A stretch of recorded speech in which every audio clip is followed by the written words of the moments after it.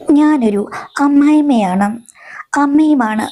അമ്മായിമ്മ എന്നുള്ള നിലയിൽ ഞാൻ ചെയ്ത കാര്യങ്ങൾ തെറ്റാണോ എന്നാണ് ലളിത ചോദിക്കുന്നത്. എന്തായാലും ലളിതയുടെ മേലിലേക്ക് നമുക്ക് കടക്കാം. മാഡം, എൻ്റെ പേര് ലളിത. എനിക്ക് 47 വയസ്സുണ്ട്. ഒരേ ഒരു മകൾ മാത്രമേ എനിക്കുള്ളൂ. അവളുടെ വിവാഹം കഴിഞ്ഞിട്ട് ഇപ്പോൾ 2 വർഷത്തോളം ആകുന്നു. കല്യാണം കഴിഞ്ഞ് ഏതാനും വർഷങ്ങൾക്ക് ശേഷമാണ് എനിക്കൊരു കുട്ടി ജനിച്ചത്. വീട്ടുകാർ ആഡംബരപൂർവ്വം നടത്തിയൊരു വിവാഹമാണ് ഞങ്ങളുടേത്. പ്രത്യേകിച്ച് സാമ്പത്തികമായ ഒരു പ്രശ്നങ്ങളും ഞങ്ങൾക്കില്ല. ഭർത്താവ് ഉയർന്ന ഉദ്യോഗസ്ഥനാണ്. വേറൊരു ജില്ലയിലാണ് വർക്ക് ചെയ്യുന്നത്. ഇടയ്ക്കിടയ്ക്ക് വരും. ഞാൻ ഭർത്താവിൻ്റെ അമ്മയെ നോക്കി വീട്ടിൽ കഴിയുകയാണ്. പക്ഷേ ഇതിനിടയ്ക്ക് എൻ്റെ ഒരു ഫ്രണ്ടുണ്ട്. അവൾ എൻ്റെ ഭർത്താവ് വർക്ക് ചെയ്യുന്ന അതേ സ്ഥലത്ത് തന്നെയാണ് വർക്ക് ചെയ്യുന്നത്. എൻ്റെ ഭർത്താവിനെ അവൾക്ക് നേരത്തെ അറിയാം. പക്ഷേ എൻ്റെ ഭർത്താവാണെന്ന് അറിയില്ല. ഞങ്ങളെല്ലാവരും കൂടി ഒരു ഫാമിലി ഫംഗ്ഷനിൽ വെച്ച് കണ്ടുമുട്ടി കഴിഞ്ഞപ്പോഴാണ് എൻ്റെ ഭർത്താവാണെന്ന് മനസ്സിലായത്. അത് കഴിഞ്ഞ് അവളൊരു ദിവസം എന്നെ വിളിച്ചിട്ട് കാര്യങ്ങൾ പറഞ്ഞു. മോളെ, നീ പെട്ടിരിക്കുന്നത് വലിയൊരു കയത്തിലാണ്. ഞാൻ ചോദിച്ച എന്താണെന്ന്. നിന്റെ ഭർത്താവിന് നേരത്തെ തന്നെ ഒരു സ്ത്രീയുമായിട്ട് ബന്ധമുണ്ട്. അവരുടെ വീട്ടിലാണ് നിന്റെ ഭർത്താവ് ഇവിടെ താമസിക്കുന്നത്. പിന്നെ അതിലൊരു കുട്ടിയുമുണ്ട്. ഇതിൽ ഏറ്റവും വലിയ പ്രശ്നം എന്ന് വെച്ച് കഴിഞ്ഞാൽ ആ സ്ത്രീയുടെ വിവാഹം കഴിഞ്ഞ് ഏകദേശം 1-2 വർഷം മാത്രമേ ഭർത്താവിൻ്റെ കൂടെ നിന്നുള്ളൂ. അതിൽ കുട്ടികളൊന്നുമില്ല. അത് കഴിഞ്ഞ ശേഷം അവരും വേറൊരു സ്ത്രീയുമായിട്ട് ടൗണിൽ ഒരു വീടെടുത്ത് അനാവശ്യമായ മറ്റു ചില കാര്യങ്ങളായിരുന്നു എന്നാണ് ആളുകൾ പറഞ്ഞുകൊണ്ടിരുന്നത്. അവിടെ നിന്ന് അടുത്തുള്ളവർ അടിച്ചു ചാടിച്ചു. അങ്ങനെ നഗരത്തിന്റെ പല ഭാഗങ്ങളിലായിട്ട് അവർ ജീവിച്ചു വരികയായിരുന്നു. അതിനിടയ്ക്കാണ് തൻ്റെ ഭർത്താവിനെ കാണുന്നത്. കല്യാണം കഴിക്കാതെ തന്നെ ചെറുപ്പക്കാരനായ അങ്ങേരോട് ഇവർക്ക് ഇഷ്ടമായി. ഇങ്ങേർക്ക് തിരിച്ചും. അങ്ങനെ അവർക്ക് ചെല്ലിനും ചെലവിനും എല്ലാം കൊടുത്ത് ആ ബന്ധത്തിൽ ഒരു കുട്ടിയുമുണ്ട് നിന്റെ ഭർത്താവിന്. പക്ഷേ നിയമപരമായിട്ടൊന്നും വിവാഹം കഴിച്ചിട്ടില്ല. പിന്നെ അവർ പണ്ടത്തെ രീതികളൊന്നും നിർത്തിയിട്ടുമില്ല. അവരുടെ വീട്ടിൽ ഇപ്പോൾ ശരിക്കും നിന്റെ ഭർത്താവും അവരും അവരുടെ അമ്മയും ആ കുട്ടിയുമാണുള്ളത്. പക്ഷേ ഈ സ്ത്രീ ഇപ്പോൾ വളരെ ഫേമസ് ആണ്. ഒത്തിരി വലിയ ആൾക്കാരുമായിട്ട് അവർക്ക് ബന്ധമുണ്ട്. അതിനെല്ലാം കൂട്ടു നിൽക്കുന്നത് നിന്റെ ഭർത്താവാണ്. പുറമേ ഉള്ളവർ നോക്കുമ്പോഴേക്കും അവിടെ ഒരു ഭാര്യയും ഭർത്താവും കുട്ടിയും അമ്മയും ജീവിക്കുന്നു എന്നൊക്കെ തോന്നും. പക്ഷേ ആ സ്ത്രീ ഇപ്പോഴും പണ്ടുള്ള കാര്യങ്ങൾ തുടരുന്നു. നിന്റെ ഭർത്താവ് പ്രോത്സാഹിപ്പിക്കുന്നു. പിന്നെ അവരുടെ കൂടെ ഒത്തിരി വേറെ സ്ത്രീകൾ ഉണ്ടെന്നാണ് അറിയുന്നത്. ഇതിനെല്ലാം ഇപ്പോൾ ചുക്കാൻ പിടിക്കുന്നത് നിന്റെ ഭർത്താവാണ്. വലിയ വലിയ രാഷ്ട്രീയക്കാരും വലിയ വലിയ ആളുകളുമായിട്ട് ബന്ധം സ്ഥാപിക്കാൻ വേണ്ടി തൻ്റെ ഭർത്താവ് അവരുടെ കൂടെ നിൽക്കുകയാണ്, ജീവിക്കുകയാണ് എന്ന് അവൾ എന്നോട് പറഞ്ഞു. ഈ കഥ കേട്ട് ഞാൻ ഞെട്ടിപ്പോയി. ഒരിക്കൽ പോലും എൻ്റെ ഭർത്താവ് ഒന്നും ഇതേപ്പറ്റി എന്നോട് പറഞ്ഞിട്ടില്ല. അവിടെ ക്വാർട്ടേഴ്സ് ഉണ്ട്, ആണുങ്ങൾക്ക് വേണ്ടി മാത്രമുള്ള ക്വാർട്ടേഴ്സ് ആണ്, അവിടെയാണ് താമസം എന്നാണ് പറഞ്ഞത്. ഞാനത് വിശ്വസിക്കുകയും ചെയ്തു. ഇതറിഞ്ഞു കഴിഞ്ഞപ്പോഴേക്കും ഞാൻ അദ്ദേഹത്തോട് കാര്യങ്ങൾ വ്യക്തമായി ചോദിച്ചു. ആദ്യം സമ്മതിച്ചില്ലെങ്കിലും ഞാൻ ഈ വിവാഹബന്ധത്തിൽ നിന്ന് തിരിച്ച് വീട്ടിലേക്ക് പോകുമെന്ന് പറഞ്ഞു കഴിഞ്ഞപ്പോഴേക്കും പുള്ളി സമ്മതിച്ചു. കാര്യം ജോലി കിട്ടി. അവിടെ ചെന്ന് കഴിഞ്ഞപ്പോഴേക്കും ഇവരുമായി മറ്റുള്ളവർ പറഞ്ഞാണ്, ഫ്രണ്ട്സൊക്കെ പറഞ്ഞ് ഒരു സൗഹൃദമുണ്ടായി. ആ സൗഹൃദത്തിൽ എന്തോ ഇവർ രണ്ടുപേരും കൂടി കേറിയങ്ങ് ഒട്ടി. പിന്നെ അങ്ങോട്ടും ഇങ്ങോട്ടും വേർപിരിയാൻ വയ്യാത്ത രീതിയിലായി. പിന്നെ ഉടായ്പകൾക്കെല്ലാം എൻ്റെ ഭർത്താവ് കൂട്ടുനിന്നു. പിന്നെ ആ സ്ത്രീയാണെങ്കിലും എൻ്റെ ഭർത്താവിനെയാണ് ഒരു ഉടമസ്ഥനായിട്ട് കരുതുന്നത്. അങ്ങനെ അവർക്ക് മറ്റു പല ബന്ധങ്ങളുണ്ടെങ്കിലും എൻ്റെ ഭർത്താവിനോടാണ് യഥാർത്ഥ പ്രണയവും അറ്റാച്ച്മെൻറ്റും എന്ന് എൻ്റെ ഹസ്ബൻഡ് പറഞ്ഞു. ഇതൊക്കെ കേട്ട് അന്നത്തെ പ്രായത്തിൽ തരിച്ചിരിക്കാൻ മാത്രമേ എനിക്ക് പറ്റുള്ളൂ. ഈ വിവാഹബന്ധം കളഞ്ഞ് വീട്ടിലേക്ക് പോകാൻ അന്ന് ഞാൻ തീരുമാനിച്ചു. അപ്പോൾ ഭർത്താവ് എന്നോട് പറഞ്ഞു, ഒരിക്കലും അങ്ങനെ ചെയ്യരുത്. ചെയ്തു കഴിഞ്ഞു കഴിഞ്ഞാൽ കുടുംബത്തിന് നാണക്കേടുണ്ടാകുമെന്ന്. എന്നാണെങ്കിലും ഇത് മറ്റുള്ളവർ അറിയില്ലേ എന്ന് ഞാൻ ചോദിച്ചു. അത് അറിയുമ്പോൾ അറിഞ്ഞോട്ടെ. പക്ഷേ ഭാര്യയും കുട്ടിയൊക്കെ ഉണ്ടെങ്കിൽ ഒരിക്കലും ആളുകൾ അത് വിശ്വസിക്കില്ല, മുഖവിലക്കെടുക്കില്ല. നീ എൻ്റെ കൂടെ നിൽക്കണമെന്ന് പറഞ്ഞു. ഞാൻ ചോദിച്ചു, ചതിയനായ നിങ്ങളുടെ കൂടെ ഞാൻ എന്തിനും നിൽക്കണമെന്ന്. അപ്പോൾ ഹസ്ബൻഡ് എന്നോട് പറഞ്ഞു, നിനക്ക് എന്നെ ഇഷ്ടമല്ലെങ്കിൽ എൻ്റെ അടുത്ത് വരികയേ വേണ്ട. പക്ഷേ ഈ വിവാഹബന്ധത്തിൽ നിന്നാൽ മാത്രം മതി. നിനക്ക് വേണ്ട എല്ലാ സൗകര്യങ്ങളും ഞാൻ ശരിയാക്കി തരാം. പിന്നെ നിന്നോട് ഞാൻ ഒന്നിനും നിർബന്ധം പിടിക്കുകയില്ല. നിനക്ക് വേറെ എന്തെങ്കിലും നിബന്ധനകൾ ഉണ്ടെങ്കിൽ എന്നോട് പറയണം, ഞാനത് അംഗീകരിക്കാമെന്ന് പറഞ്ഞു. ഇത് കേട്ടപ്പോൾ ഞാൻ ഓർത്തു, ഒരു കുട്ടിയുണ്ട്. ഈ ബന്ധം പിരിഞ്ഞു ചെന്ന് കഴിഞ്ഞാൽ എൻ്റെ വീട്ടുകാർ എന്തൊക്കെ പറഞ്ഞാലും അക്സെപ്റ്റ് ചെയ്യില്ല. പണമുണ്ട്, വേറെടുത്ത് പോയിട്ട് വേണമെങ്കിൽ സ്വതന്ത്രമായി ജീവിക്കാം. ഭർത്താവില്ലാതായി കഴിഞ്ഞാൽ പിന്നെയും ഒരു കല്യാണം കഴിക്കേണ്ടി വരും. എൻ്റെ മോൾക്കത് ബുദ്ധിമുട്ടാകും. എനിക്ക് ചിലപ്പോൾ നന്നായി വരുമായിരിക്കാം, എന്നാലും അതൊന്നും ശരിയാകില്ല എന്നോർത്ത് കുട്ടിയെ ഓർത്ത് ഞാൻ പറഞ്ഞു, മേലിൽ നിങ്ങൾ എൻ്റെ അടുത്ത് മറ്റെന്തെങ്കിലും മോഹമായി വന്നേക്കരുത്. എനിക്ക് നിങ്ങളെ അക്സെപ്റ്റ് ചെയ്യാൻ പറ്റില്ല, വെറുപ്പാണെന്ന് പറഞ്ഞു. ഭർത്താവ് അത് അക്സെപ്റ്റ് ചെയ്തു. പിന്നെ പണം, മറ്റു സൗകര്യങ്ങൾ ഒന്നും എനിക്ക് കുറയാതെ കിട്ടണമെന്ന് പറഞ്ഞു. അതൊക്കെ ഞാൻ നിനക്ക് തന്നോളാന്ന് പറഞ്ഞു. അമ്മായിമ്മ ഉള്ളവരെ ഞങ്ങൾ രണ്ടുപേരും ഒരു മുറിയിൽ 2 കട്ടിലിൽ പരസ്പരം അങ്ങോട്ടും ഇങ്ങോട്ടും പ്രത്യേകിച്ച് ഒരടുപ്പവുമില്ലാതെ ജീവിച്ചു. അമ്മായിമ്മ മരിച്ചു കഴിഞ്ഞ ശേഷം പിന്നീട് വീട്ടിൽ 2 ബെഡ്റൂമായി. ഒരു വിശാലമായ ബെഡ്റൂം എല്ലാ സൗകര്യത്തോടും കൂടി ഭർത്താവ് എനിക്ക് ശരിയാക്കി തന്നു. അവിടെയാണ് ഞാൻ കഴിയുന്നത്. ഭർത്താവ് വരുമ്പോൾ ഭർത്താവിന് അയാളുടെ ലോകം. മാസത്തിൽ 1, 2, 3 വട്ടമേ വരികയുള്ളൂ. പുള്ളി ഒരിക്കൽ പോലും ഈ നാട്ടിലേക്ക് ട്രാൻസ്ഫർ വാങ്ങിച്ചില്ല. അങ്ങനെയാണ് എൻ്റെ ജീവിതം മുന്നോട്ട് പോയത്. അതുകൊണ്ട് തന്നെ രണ്ടാമതൊരു കുട്ടി എനിക്കുണ്ടായില്ല. എനിക്ക് പല മോഹങ്ങളും ഉണ്ടായിരുന്നു. എന്നാൽ ആ മോഹങ്ങളൊന്നും യഥാർത്ഥ സമയത്ത് യഥാർത്ഥ രീതിയിൽ എനിക്ക് സാധിക്കാൻ കഴിഞ്ഞില്ല. അതിൻ്റെതായ ഫ്രസ്ട്രേഷൻ എൻ്റെ മനസ്സിലുണ്ടായിരുന്നു. എങ്കിലും നല്ലവളായി ജീവിക്കണം എന്നുള്ള ഒരു സാധാരണ സ്ത്രീയുടെ മോഹം എനിക്കുള്ളത് കൊണ്ട് ഞാൻ ഒരു രീതിയിലും എന്തെങ്കിലും തരികിടയ്ക്ക് ശ്രമിച്ചില്ല മാഡം. നല്ലവളായി ജീവിക്കാൻ ഞാൻ ശ്രമിച്ചു. അമ്പലം, ഭക്തി ഇങ്ങനെയുള്ള കാര്യത്തിലേക്ക് മനസ്സ് ഞാൻ തിരിച്ചു വിട്ടു. അങ്ങനെയാണ് ജീവിച്ചത്. പണത്തിനോ സ്വാതന്ത്ര്യത്തിനോ ഒരു കുറവുമില്ല. എൻ്റെ കൂട്ടുകാരികളുടെ കൂടെ ദൂരെയുള്ള അമ്പലങ്ങളിലും പിന്നെ വിനോദയാത്രകൾക്കും ഒക്കെ പോയിട്ടുണ്ട്. പക്ഷേ കുലീനയായി ജീവിക്കുന്ന ഒരു കുടുംബസ്ഥയായ സ്ത്രീ എന്നുള്ള നിലയ്ക്ക് ആരും എന്നോട് ഒന്നും കടന്നു പെരുമാറിയിട്ടില്ല. എൻ്റെ ദാമ്പത്യം വളരെ വിജയകരമാണ് എന്നുള്ള മട്ടിൽ ഞാൻ അഭിനയിച്ച് ജീവിച്ചു. എൻ്റെ മകൾ പോലും അത്തരം കാര്യങ്ങൾ എന്നോട് ചോദിക്കാനുള്ള ഇടവരുത്തിയിട്ടില്ല.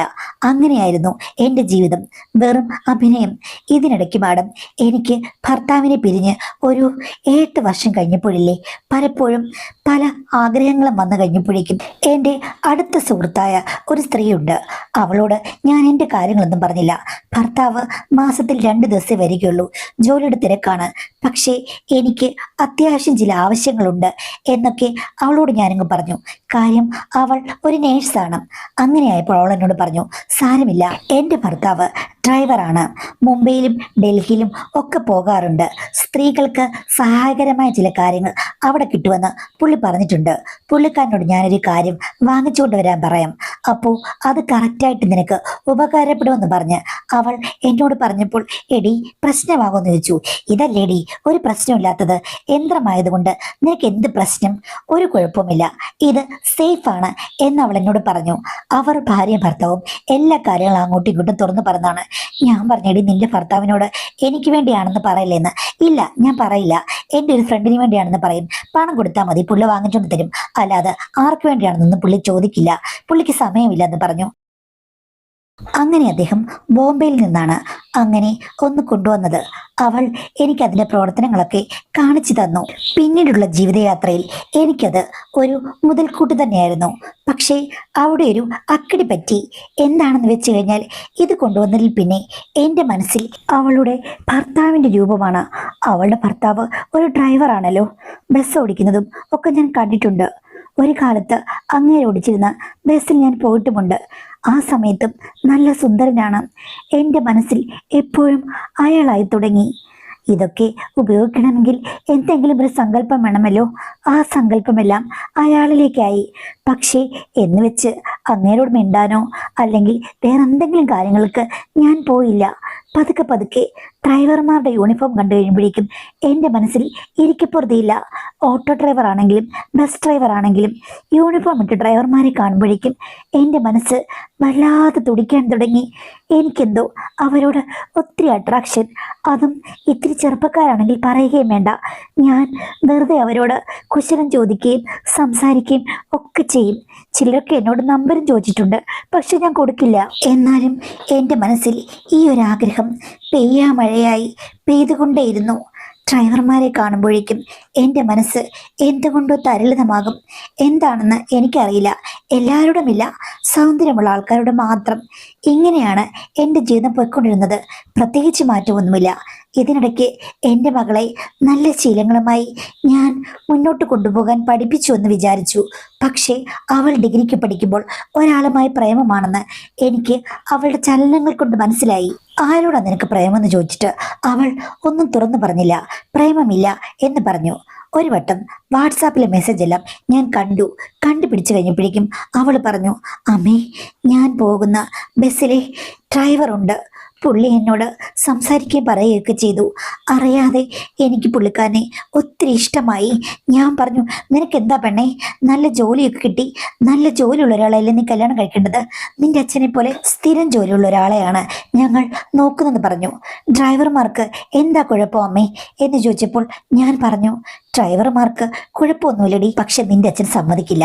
അങ്ങേര് സർവീസിലുള്ള ഒരാളെ ആയിരിക്കും നോക്കുക, നിന്നെയും ഗവൺമെന്റ് സർവീസിൽ കയറ്റാൻ വേണ്ടി അങ്ങനെ ശ്രമിക്കും. എനിക്ക് അതൊന്നും വേണ്ട അമ്മേ, എനിക്ക് പുള്ളിയാണ് ഇഷ്ടം. എന്താടി അവൻ്റെ പേര്? വിഷ്ണു. ആ, വിഷ്ണുവിനെ ഞാനൊന്ന് കാണട്ടെ, അമ്മ എന്നാ ഫോട്ടോ ഒന്ന് കാണ എന്ന് പറഞ്ഞ് എന്നെ കാണിച്ചു കഴിഞ്ഞപ്പോഴേക്കും ആ ഫോട്ടോ കണ്ട് പിന്നെയും ഞാനാണ് മയങ്ങിപ്പോയത്. കൊള്ളാം, സിനിമ നടനെ പോലെയുണ്ട്. വല്ല സീരിയൽ നടന്മാരും വേഷം മാറി വന്ന് ബസ് ഓടിക്കുന്നതാണോ? അല്ലെങ്കിലും ചില ബസ് ഡ്രൈവർമാരെ കണ്ടു കഴിഞ്ഞാൽ നമ്മൾ അത്ഭുതപ്പെട്ടു പോകും. ഓ, എന്ത് സുന്ദരന്മാരാണ് അല്ലേ? ചുമ്മാ അതിലെ പെണ്ണുങ്ങൾ വളയം പിടിക്കുന്ന ആണുങ്ങളെ ഒത്തിരി മോഹിക്കുന്നത്. പിന്നെ അത്രയും വലിയ വണ്ടി നിയന്ത്രിക്കുന്ന ഒരാൾ നമ്മളെയും നന്നായി മാനേജ് ചെയ്യുമെന്ന് വിചാരിക്കുമായിരിക്കും. സ്ത്രീകൾക്ക് എന്തായാലും ഡ്രൈവർമാരെ ഒത്തിരി ഇഷ്ടമാണ്. അത് പണ്ട് കാലം മുതലേ ഉള്ള ഒരു പ്രചോദനയാണല്ലോ. അത് അവളെ കുറ്റം പറഞ്ഞിട്ട് കാര്യമില്ലെന്ന് എനിക്ക് തോന്നി. അമ്മ മനസ്സല്ലേ, അമ്മ മനസ്സ്, തങ്ക മനസ്സ്, മോളുടെ കൂടെ നിൽക്കാനാണ് എനിക്ക് തോന്നിയത്. വിഷ്ണുവിനെ കണ്ടു കഴിഞ്ഞപ്പോഴേക്കും എനിക്കും ഇളക്കം തട്ടിയെന്ന് ഞാൻ പ്രത്യേകിച്ച് പറയേണ്ട കാര്യമില്ലല്ലോ. പക്ഷെ എന്ന് വെച്ചിട്ട് ദുരുദ്ദേശമൊന്നും എൻ്റെ മനസ്സിലില്ല. എൻ്റെ മകൾക്ക് നല്ലൊരു ഡ്രൈവർ ഭർത്താവായി വന്നാൽ എന്താ കുഴപ്പം എന്നുള്ളൊരു ചിന്തയാണ് എൻ്റെ മനസ്സിലോടിയത്. സർക്കാർ ഉദ്യോഗസ്ഥൻ വന്നെങ്കിൽ മാത്രമേ പെണ്ണിൻ്റെ ജീവിതം നന്നാവുള്ളൂ. അങ്ങനെയല്ല, നല്ലൊരു ഡ്രൈവർ ആണെങ്കിലും ഒരു കൂലിപ്പണിക്കാരനാണെങ്കിലും എന്താ, ഇഷ്ടമുള്ള ഒരു പുരുഷനായിരിക്കണം എന്നാണ് എൻ്റെ മനസ്സ് പറഞ്ഞത്. അങ്ങനെ മകളുടെ പ്രേമത്തിന് ഞാൻ കൂട്ടുനിന്നു. ഇടയ്ക്കൊക്കെ വിഷ്ണുവിനെ ഞാൻ കണ്ടു. വിഷ്ണു എന്നോട് പറഞ്ഞു, അമ്മ സപ്പോർട്ട് ചെയ്യുമെന്ന് സ്വപ്നത്തിൽ പോലും ഞങ്ങൾ വിചാരിച്ചില്ല. അത് പിന്നെ എൻ്റെ മോളുടെ ഇഷ്ടം ഞാൻ നോക്കണ്ടേ മോനെ എന്ന് ഞാൻ പറഞ്ഞു. അമ്മായിമ്മയുടെ യഥാർത്ഥ സുഖിയുടെ മരുമകൻ അറിയാൻ പാടില്ലല്ലോ. അങ്ങനെയൊക്കെ പറഞ്ഞ് അത് ഇങ്ങനെ മുന്നോട്ട് കൊണ്ടുപോയി. ഞാനാണ് അവനെ ഉപദേശിച്ചത്, മോനെ, അറ്റ്ലീസ്റ്റ് നീ ഒരു കാര്യം ചെയ്യേ, ഗൾഫിലെങ്ങാനും പോ, അവിടെ നല്ലൊരു കമ്പനിയിൽ നീ കയറാൻ ശ്രമിക്കുക, അപ്പോഴെങ്കിലും അച്ഛൻ സമ്മതിക്കുമായിരിക്കും, അല്ലെങ്കിൽ പിന്നെ നിങ്ങൾ ഒളിച്ചോടേണ്ടി വരും, വലിയ പ്രശ്നങ്ങളാകും എന്ന് പറഞ്ഞു. അങ്ങനെ ഞാൻ നിർബന്ധിച്ചുകൊണ്ടാണ് അവൻ ഗൾഫിൽ പോയത്. ഗൾഫിൽ എന്തുകൊണ്ടോ ഭാഗ്യത്തിന് അവന് വലിയൊരു കമ്പനിയിൽ തന്നെ ജോലി കിട്ടി, നല്ല സാലറിയും ഉണ്ട്. അങ്ങനെയാണ് എൻ്റെ മകൾ വീട്ടിൽ കാര്യം പറഞ്ഞത്. ആദ്യം ഭർത്താവ് വലിയ രീതിയിൽ ഒന്ന് ചാടിത്തുള്ളി. ഞാൻ പറഞ്ഞു, എന്തായാലും നിങ്ങളുടെ അത്രയും പ്രശ്നമുള്ള ഒരാളല്ല അവൻ, എൻ്റെ മകളെ പൊന്നുപോലെ അവൻ നോക്കിക്കോളും. പിന്നെ നിങ്ങളുടെ ഗുണവധിയാനമൊന്നും നിങ്ങളുടെ മോൾക്ക് അറിയില്ലല്ലോ, അതുകൊണ്ട് നിങ്ങൾ രക്ഷപ്പെട്ട് നടക്കുന്നു. യഥാർത്ഥത്തിൽ നിങ്ങളുടെ ബന്ധുക്കളോ വീട്ടുകാരോ കാര്യങ്ങൾ അറിഞ്ഞാലത്തെ സ്ഥിതി എങ്ങനെയാണ്? നിങ്ങൾ ഒരു കാര്യത്തിൽ ഇടപെടില്ലെന്ന് പണ്ടേ പറഞ്ഞതല്ലേ? അത് എൻ്റെ മോടെ കാര്യമാണിത്, നിന്റെ കാര്യമല്ലല്ലോ എന്ന് ഞാൻ പറഞ്ഞു. ഇതെൻ്റെ കാര്യമായിട്ട് ഞാൻ പറയുകയാണ്. അവളുടെ ഇഷ്ടത്തിന് കൂട്ടു നിൽക്കണം, ഇല്ലെങ്കിൽ അവളും ദുഃഖിക്കേണ്ടി വരും. ഇഷ്ടമുള്ളത് അതാരാണെങ്കിലും ജോലിയൊന്നും നോക്കാതെ ആ ആളുടെ കൂടെ ജീവിക്കുന്നതായിരിക്കും നല്ലത്, അല്ലെങ്കിൽ നിങ്ങളെ കിട്ടിയ എൻ്റെ അവസ്ഥയാകും എന്നൊക്കെ പറഞ്ഞ് ഞാനും ഒന്ന് ഉറഞ്ഞു തുള്ളി. അങ്ങനെയാണ് സമ്മതിച്ചത്. പിന്നെ അദ്ദേഹം തിരക്കി കഴിഞ്ഞപ്പോഴേക്കും അവൻ്റെ കമ്പനി നല്ലതാണ്. അപ്പൊ പിന്നെ ഒന്നും പറയേണ്ട കാര്യമില്ലല്ലോ. അങ്ങനെയാണ് മാഡം ആ വിവാഹം 2 വർഷത്തിന് മുമ്പ് നടന്നത്. അവന് 2.5 മാസത്തെ ലീവേ ഉണ്ടായിരുന്നുള്ളൂ. ആ ലീവ് കഴിഞ്ഞ് അവൻ ഗൾഫിൽ പോയി. മോള് എൻ്റെ കൂടെ തന്നെയാണ് നിൽക്കുന്നത്, അവൻ്റെ വീട്ടിലല്ല. എൻ്റെ ഇഷ്ടത്തിനനുസരിച്ചിട്ടാണ് അവൻ എല്ലാ കാര്യങ്ങളും നടത്തിയത്. അതുകൊണ്ട് മോൾക്കും കംഫർട്ടബിൾ ആയിരുന്നു. പിന്നെ അവൻ എന്നും എന്നെ വിളിക്കും, രാവിലെയും വൈകിട്ടും എല്ലാ കാര്യങ്ങളും ഞാൻ പറയണം. കുറച്ച് പരദൂഷണമാണെങ്കിലും എൻ്റെ സംസാരം കേൾക്കാൻ ഒത്തിരി ഇഷ്ടമാണ് അവന്. അമ്മയുടെ ശബ്ദത്തിന് ഒരു പ്രത്യേക മാസ്മരികതയുണ്ട്, റേഡിയോയിലൊക്കെ കേൾക്കുന്ന ശബ്ദം പോലെയാണെന്ന് അവൻ പറയുന്നത്. പക്ഷേ എൻ്റെ മകൾക്ക് ചില സമയത്ത് അതിഷ്ടമല്ല. അവൾ പറയും, എന്നോട് പുള്ളിക്കാരൻ 20 മിനിറ്റ് സംസാരിക്കും, അമ്മയോട് 20 മണിക്കൂർ സംസാരിക്കും. ഞാൻ പറയും, എടി, അവൻ്റെ അമ്മയോടോ അവൻ അത്ര നന്നായിട്ട് സംസാരിക്കില്ല. അവൻ കാര്യങ്ങളൊക്കെ അവൻ്റെ അമ്മയെന്നുള്ള രീതിയിൽ എന്നോട് പറഞ്ഞാൽ എന്താ കുഴപ്പമെന്ന് ചോദിക്കും. അപ്പോഴേക്കും മോള് പറയൂ, അങ്ങനെ ഒന്നുമില്ലമ്മേ, ഞാൻ വെറുതെ അങ്ങ് പറഞ്ഞതാണെന്ന്. എന്തായാലും എൻ്റെ മനസ്സിൽ അവനോട് സംസാരിക്കാൻ ഒത്തിരി വിഷയങ്ങളുണ്ട്. തനിയെ വിഷയങ്ങൾ അങ്ങ് വരികയാണ്. ഒന്ന് തീരുമ്പോൾ ഒന്ന്. ചില ആൾക്കാരോട് നമുക്ക് സംസാരിക്കാൻ വിഷയങ്ങൾ കാണില്ല. ഇവനോട് അങ്ങനെയല്ല. എന്ത് കാര്യങ്ങൾ പറയാനാണെങ്കിലും എനിക്കാണെങ്കിൽ കവിത പോലിങ്ങി വരികയാണ്. അവനും അങ്ങനെ തന്നെ. അമ്മയുടെ സംസാരം കേൾക്കാൻ നല്ല രസമാ, നല്ല രസമാ. അമ്മയുടെ ചിരി കേൾക്കാൻ വേണ്ടി ഞാൻ വിളിക്കും. അമ്മ നല്ല ചില്ലുടയുന്ന പോലെ ചിരിക്കണമെന്ന് പറയും.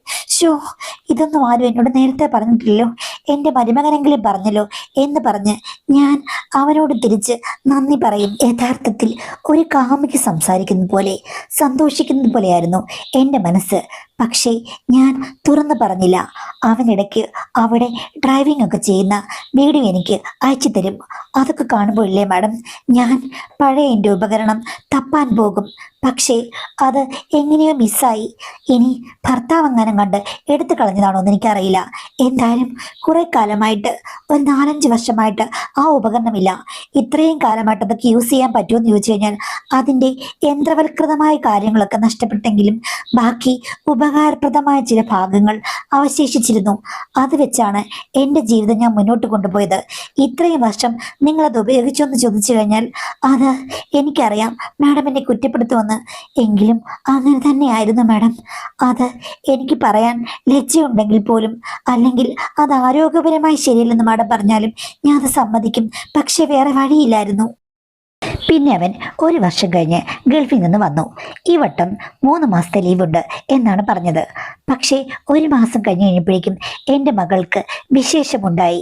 എല്ലാവർക്കും സന്തോഷമായി. പക്ഷേ അവൾക്ക് ബോഡി ഇത്തിരി വീക്കായി. കോംപ്ലിക്കേഷൻസ് വലുതുമാകുമോ എന്ന് തോന്നിപ്പോകുന്ന രീതിയിലായിരുന്നു. ഡോക്ടർ പറഞ്ഞു ഫുൾ റെസ്റ്റ് വേണമെന്ന്. അതുകൊണ്ട് അവൾ ഫുൾ റെസ്റ്റ് ആയിരുന്നു. ഞാനാണെങ്കിൽ ഒറ്റ നിൽപ്പിന് കുറെ നേർച്ച അങ്ങ് നേർന്നു. എന്തായാലും 2-3 ആഴ്ച പിന്നീട് കഴിഞ്ഞപ്പോഴേക്കും അവളുടെ കാര്യങ്ങളൊക്കെ ഒന്ന് ശരിയായി വന്നു. അപ്പം ഞാൻ മോനോട് പറഞ്ഞു എത്രയും പെട്ടെന്ന് പോയി നമുക്ക് വഴിപാടുകളൊക്കെ ചെയ്യണമെന്ന്. അവൻ പറഞ്ഞു അതിനെന്താ അമ്മേ, നമുക്ക് പോകാമല്ലോ എന്ന്.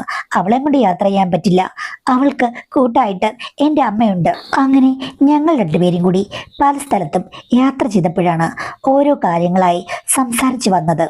അപ്പോൾ അവൻ തന്നെ എന്നോട് പറഞ്ഞു, സത്യം പറഞ്ഞാൽ അമ്മയുടെ മോളേക്കാൾ അമ്മയെ കണ്ടു കഴിഞ്ഞപ്പോഴാണ് എനിക്കൊരു സ്പാർക്ക് തോന്നിയെന്ന്. ഞാൻ ചോദിച്ചു നീ എന്ത് തോന്നിയാസ പറഞ്ഞെന്ന്. അപ്പം അവൻ പറഞ്ഞു അതെനിക്കറിയില്ല, ചിലരെ കാണുമ്പോൾ വല്ലാത്തൊരു അടുപ്പം തോന്നില്ലേ. ശരിയാണ്, ഞങ്ങൾ 2 പേരും കൂടി പ്രേമിച്ചാണ് കല്യാണം കഴിച്ചത്. പക്ഷേ അവളെ കല്യാണം കഴിക്കണമെന്ന് ഞാൻ തീരുമാനിച്ചത് അമ്മയെ കണ്ടതിന് ശേഷമാണെന്ന്. ഷെടാ, അതെന്താ അങ്ങനെ എന്ന് ചോദിച്ചപ്പോൾ അവൻ വെറുതെ കുലുങ്ങി ചിരിച്ചു. ആ ചിരിക്കും ഒരു ഭംഗിയുണ്ട്. അല്ലെങ്കിൽ അവൻ വളയം പിടിക്കുന്ന കാണാൻ നല്ല രസമാണ്. അതിനിടയ്ക്ക് അവൻ എന്നോട് ചോദിച്ചു, സത്യം പറഞ്ഞാൽ അച്ഛനും അമ്മയും തമ്മിൽ എന്താ പിണക്കം? നിങ്ങൾ 2 പേരും എന്താണ് ഇപ്പോഴും 2 റൂമിൽ കഴിയുന്നത്? പണ്ട് തൊട്ടേ അങ്ങനെയാണെന്നാണല്ലോ പറഞ്ഞത്.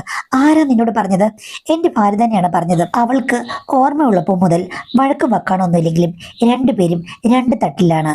പിന്നീട് വളർന്നു വന്നപ്പോൾ അവൾക്ക് മനസ്സിലായി ഭാര്യയും ഭർത്താവ് എന്നുള്ള നിലയിൽ നിങ്ങൾ ഒത്തിരി അകന്നെന്ന്.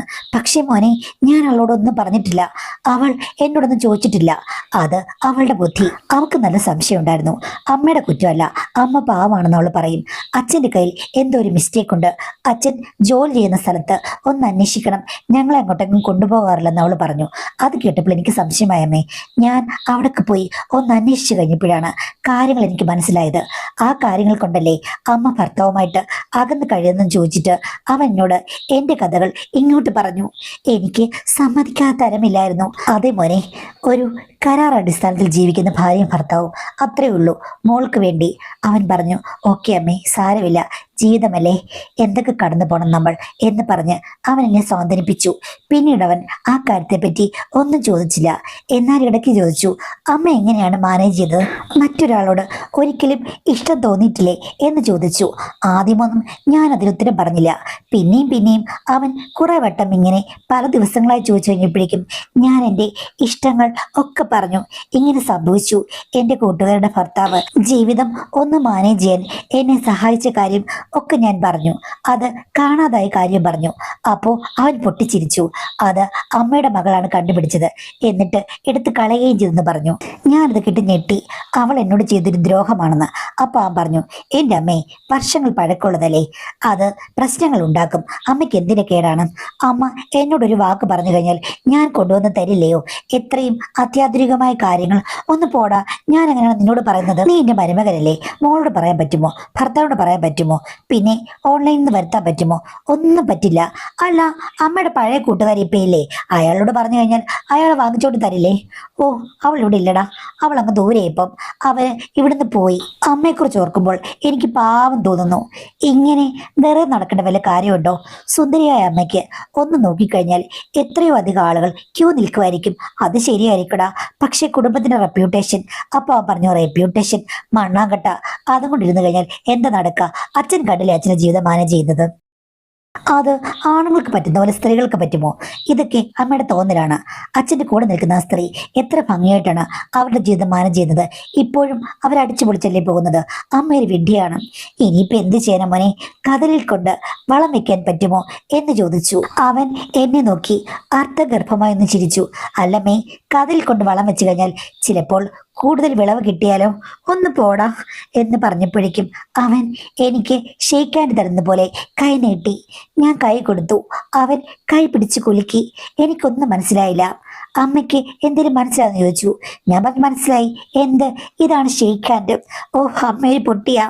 നമ്മൾ രണ്ടുപേരും കൂടി കൈ കൊടുത്തു എന്ന് പറഞ്ഞു. എന്താ ഉദ്ദേശം? ഉദ്ദേശം കൈ കൊടുത്ത് നമ്മളെല്ലാം പറഞ്ഞുറപ്പിച്ചു മോനെ.